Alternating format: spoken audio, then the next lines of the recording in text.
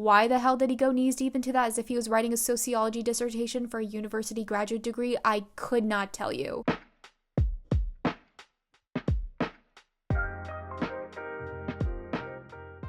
Hi, welcome back to my channel. By popular demand, I am here to rank unhinged celebrity side quests. This is either going to be great or terrible because when I first put this as an option in my poll, I had like 6 celebrity side quests in mind. So I was like, surely there's more there and I can make a video on it. Then came the time to actually make the list of the stuff I was going to rank and I was like, oh wow, this is a dry well. Obviously, so many celebrities have done random stuff on the side because they can, but I was struggling a little bit to find ones that were appropriate for this ranking video. It wasn't just like, this celebrity likes to paint on the side, you know? And out of curiosity, I also asked ChatGPT to help me out and that was useless. But after much searching and thinking, I now have a list of unhinged celebrity side quests to rank. So a couple things. First, disclaimer, I'm only talking about the celebrities' side quests. I'm not talking about the celebrities themselves, but also I promise you they are okay. Like, I might poke a little bit of fun at them, but like, I promise you this is just good fun. They are okay. They are laughing at me from their $5 million mansion and I am nothing. Because some people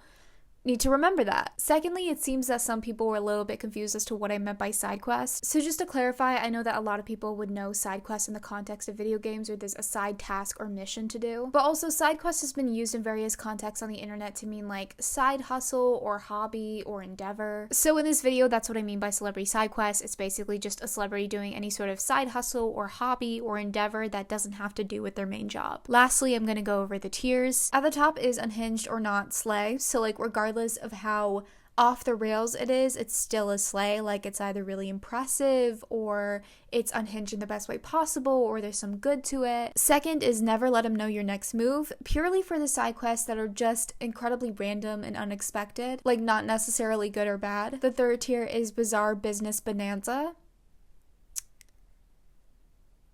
This came to me at 3 a.m. last night. This is like random unhinged endeavors for profit, including but not limited to celebrity businesses. At the bottom is opinion.exe has stopped working. These are for the side quests that have my brain doing backflips and would have historians shaking. And the first is none other than Piccolini Cascino. You know I had to include this one. This is Robert Pattinson's unhinged quarantine pasta creation that he attempted to make into a real business idea. I have a whole video on the lore of this and me making it myself and eating it. I still stand by the fact that it's actually pretty good. This was definitely the most fun to make out of all my videos and it's what I hope to be my magnum opus. Like honestly, every time I post a video I want to rip my hair out because I overthink whether or not it's actually good, but when I posted this one I was like, okay, this is good. It's the way that, like, to my knowledge, no other celebrity has matched this level of unhinged. I mean, top tier, hands down. Next is Lana Del Rey's side quest working at a Waffle House in Alabama. On July 20th, so just like 2 months ago, there were reports and social media posts about Lana Del Rey working at a Waffle House in Florence, Alabama. Now, around this time, she was posing in photos with fans at a local nail salon in this town, also at a Texas Roadhouse restaurant. But when she was spotted at the Waffle House, she was wearing a uniform and name tag. And literally no one knows why she was in Florence, Alabama, let alone working at a Waffle House there. Apparently, AL.com contacted the 2 major recording studios in the area, Fame Studios and Muscle Shoals Sound, and they confirmed she had not booked any sessions at either of them. Also, according to her website, she had no upcoming performances in the South. Her upcoming performance was at Lollapalooza in Chicago the next month. But like, reasons for being in Alabama aside, no one knows why she was working at the Waffle House. Is it performance art? Is there just something otherworldly about Waffle House number 1283? Like, is she doing it for science or is she doing it for fun? Not even people who are more informed about the Lana Del Rey lore really know exactly what this was about. So it's a side quest that remains a huge internet mystery. There's no telling when Lana Del Rey is going to pop up at another Waffle House, so it's going to go under never let him know your next move. The next side quest is Demi Lovato's show called Unidentified with Demi Lovato. So Demi, their sister Dallas, and friend Matthew Montgomery basically try to find answers to their questions about extraterrestrials in a 4-episode documentary show. I don't think having a UFO/alien hunting show is as unhinged as people make it out to be. Like, conceptually, it isn't that different from paranormal investigative shows, and there are a lot of those. I feel like some people just want to find an excuse to disrespect Demi. Like, you don't believe in UFOs? That's fine. Don't disrespect Demi's pronouns. Like, don't make fun of their past addiction and mental health struggles. What I will say of watching snippets of the show is that they do reach quite a lot. Like, they're all monitoring the sky at some point and they see a light float by and then they're convinced that that's a UFO. They just take the pseudoscience of ufology very seriously in general. Also, Demi and friends think that extraterrestrials are here on this earth around us, but we just can't see them.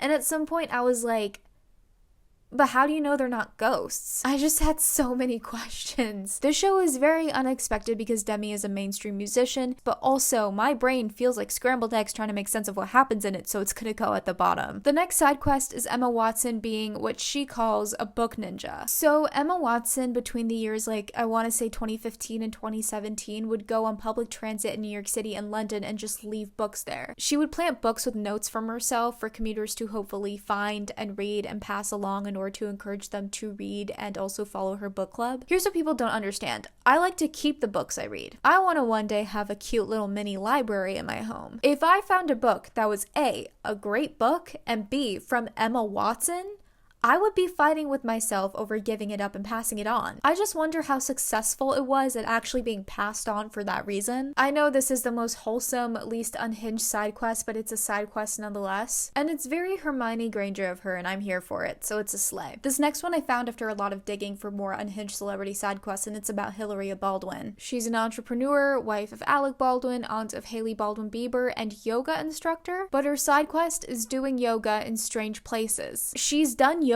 in so many strange places to the point where there's an article ranking the places that she's done yoga. This ranges from a boardroom to a hotel lobby to the nail salon in the middle of getting her nails done to in a blizzard to in an aquarium to in the streets to the first class section of an airplane. These people's faces says it all. I guess it's not hurting anybody. The worst it's doing is just annoying the people around her. This is just... never let them know your next move, because truly, who's to say when she's gonna do yoga next and where? It's so random. So next I thought I'd just rank the broad category that is celebrity beauty brands and celebrity alcohol brands. Because if there are two things that celebrities give us too much of, it's A, beauty brands such as skincare, makeup, and wellness, and B, alcohol brands. There's Fenty Beauty, Rare Beauty, REM Beauty, Road Skin, Goop. Then for alcohol, there's Aviation Gin, Betty Booze, and Doggo Gin, 8 Reserve Tequila, and 60 other celebrity alcohol brands. You can't convince me that any of these celebrities know anything about making their own alcohol brand. This is just a cash grab. Also, genuinely, who has tried a celebrity alcohol brand? That's not even rhetorical. Please tell me in the comments if you've tried one of them and what you think about it, because I have not heard of anyone actually trying it. I can at least say that I know people, including myself, that have used skincare or makeup brands from celebrities, but yeah, bizarre business bonanza. The next side quest is Jeremy Renner and his app. One of my friends brought this to my attention months ago. I don't even remember how it came up, but they were like, yeah, the Jeremy Renner app. And I was like, what? And they were like,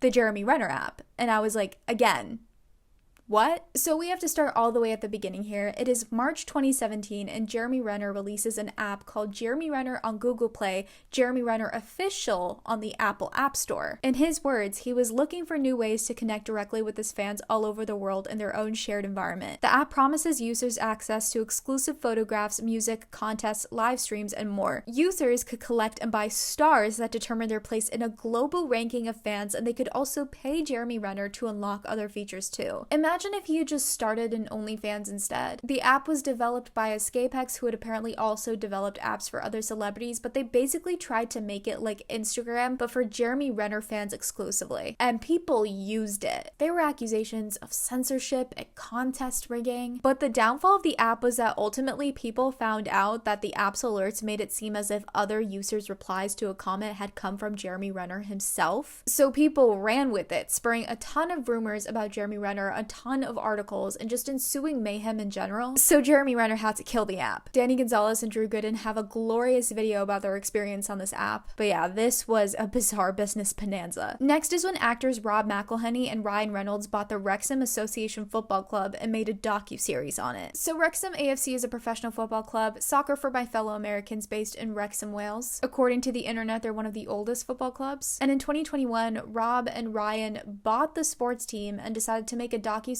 about being rookie sports team owners and trying to make the team more successful. When they were asked about what made them do this, they were like, we had no personal connection, just a feeling. Apparently the docuseries isn't that bad, although I've heard criticisms being like, yeah, it's just two rich guys making a business venture out of a football team and also prioritizing the brand of the team over the sport itself. It's definitely not a side quest I would have ever expected from two Hollywood actors. They fully bought a sports team. So third tier. The next one is actor Bill Murray and his bartending. There isn't much of a story here besides the fact that Bill Murray likes to make impromptu appearances at bar to bartend, including his son's bar in Brooklyn. According to rumors, sometimes he just makes up drinks on the spot. Also, he sometimes does it for charitable organizations, and he also has zero training. This man is 72 years old and just enjoying his side quests, I guess. Like, imagine you go to the bar and this is your point of view. And this. And this.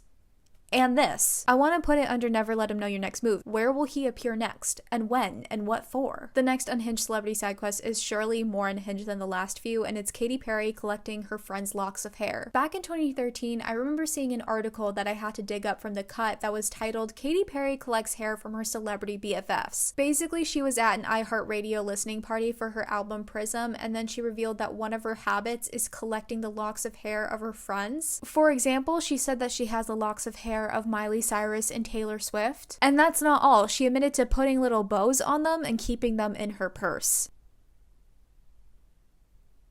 I can't even think of a joke. Okay, granted, this was 10 years ago. I don't know if she still does this. However, Katy Perry collecting locks of hair needs to be noted and ranked in this video, and it has to go at the bottom. This next side quest is actor Rupert Grint's ice cream truck side hustle. So, like, he was in Harry Potter. Many people know this. And when he was a teenager in these movies, he bought an ice cream truck, which was really funny, especially to people at the time. Because, yeah, give a teenage boy millions of dollars and he's gonna buy an ice cream truck. He said he bought the ice cream truck because one of his childhood dreams was being an ice cream truck man, so he bought it and then he would give out ice cream. Rupert Grint really had like $10 million and one dream. In an interview in 2014, he said, "My first ambition was to become an ice cream man, which is why I bought the Bedford van. Not long after I first got it, I pulled into a pub to do a U-turn and then there were 8 kids with their pocket money out, hoping to buy a 99 or whatever, but I had nothing to give them. I've learned my lesson since then. I keep my van well stocked. It's got a proper machine that dispenses Mr. Whippy ice cream and I buy my lollies wholesale, 50 for a tenner so I never run short. I tend to avoid July and August, but the rest of the year I'll drive around the local villages, and if I see some kids looking like they're in need of ice creams,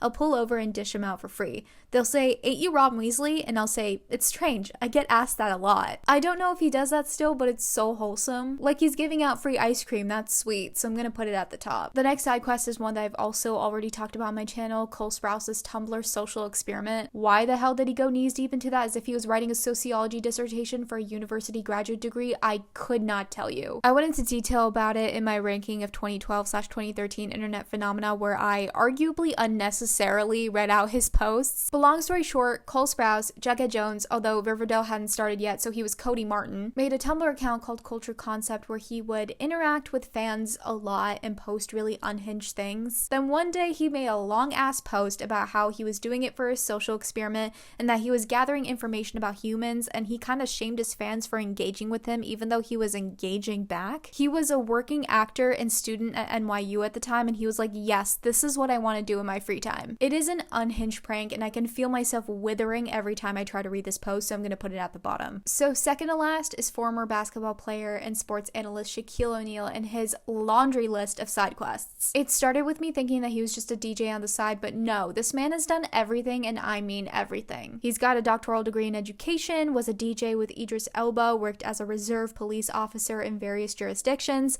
authored several books, made multiple rap albums, has ownership stakes in multiple chain restaurants, and he was a conductor for the Boston Pops Orchestra. First of all, how? But also, that's so iconic. I can't fathom wanting to do that many things, learning how to do that many things, and then being somewhat successful at doing all those things. So, like, I have to put this in the top tier because this man is, as far as I know, the king of side quests. And lastly, we have an addition suggested by one of my friends, and that's Azealia Banks' soap. So Azealia Banks is a singer/rapper/songwriter, and I honestly don't know much about her besides some of her takes on random things. In 2018, she announced on Instagram that her new side endeavor would be releasing soaps via her skincare line called Pussy Pop and Pop. As you might guess from the names, yes, this is soap for your area downstairs. And you know what? I want to put this in Bizarre Business Bonanza, but it gets more unhinged. She asked for volunteers to send her before and after pics of their buttholes so she could document their progress. She said that the product is meant to lighten and tighten, so for the before pics, the buttholes have to be chopped. Can I also just say, there's witch hazel in this product, and that seems like an ingredient you should ask your doctor about before applying it down there?